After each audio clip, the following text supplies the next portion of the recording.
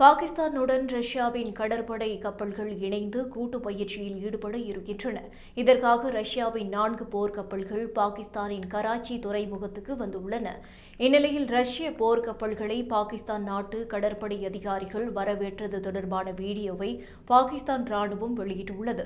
பாகிஸ்தானின் இந்த பதிவை மேற்கோள் காட்டியிருக்கும் பாகிஸ்தானில் இருக்கும் ரஷ்ய தூதரகம், இது ரஷ்யா பாகிஸ்தான் கடல்சார் ஒத்துழைப்பில் குறிப்பிடத்தக்க சாதனை என்று தெரிவித்துள்ளது. இதுவரை இந்தியாவுடன் நெருங்கிய நட்பு பாராட்டி பாகிஸ்தானுடன் தள்ளி நின்ற ரஷ்யா இப்போது அந்நாட்டுடன் கூட்டு ராணுவ பயிற்சியை மேற்கொண்டிருப்பது உலக அரசியலில் கவனம் பெற்றுள்ளது.